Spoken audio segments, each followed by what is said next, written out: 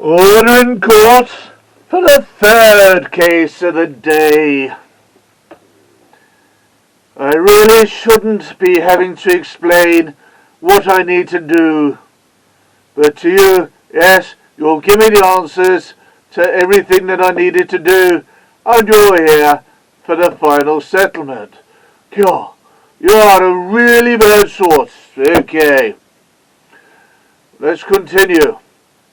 You were brought here accused of attempting to steal a cash point machine from the Manchester Bank, also known as Mank Bank, in Salford Lane, on the date stated. Video evidence has proved you to have been in the vicinity of the crime for this to have been true. I have to applaud the effort you took to put this into action. It was not simply an opportunist looking around to see what was available and going ahead with everything. You told me you had no plans about doing this when things first started. Is this correct? You were out to work when the work started in Martin's Lane, rebuilding the old primary school that used to be there. You had minimal experience as a builder, but asked for work experience. This was only granted after you passed a CSCS exam, which is all about health and safety.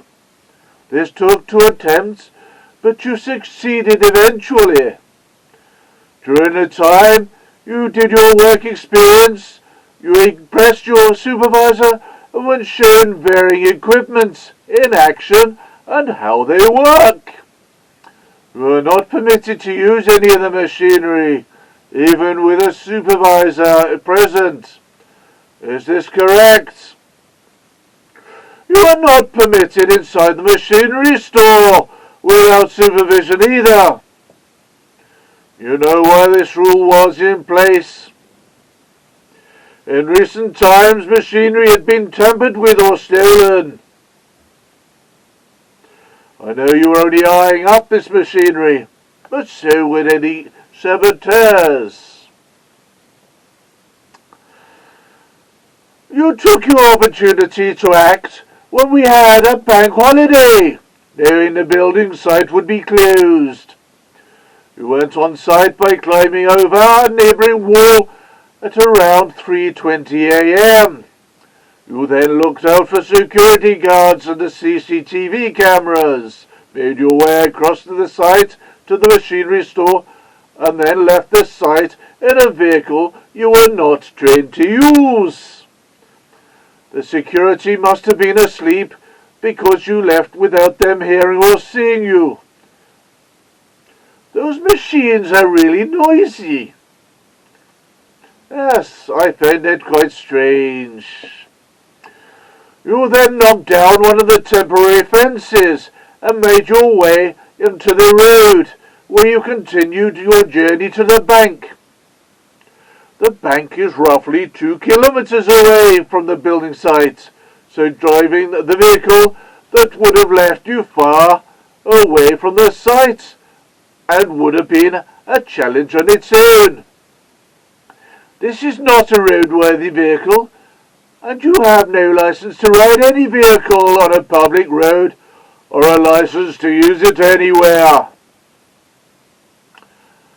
I cannot say that the journey to the bank was uneventful. You narrowly avoided any power lines with a bucket up, but not the front gardens when you pulled it down, ruining flower beds, a grass lawn, and a fountain with a fish pond. The fountain was completely destroyed, part of the crime that you are being tried here for. Do you understand what this means?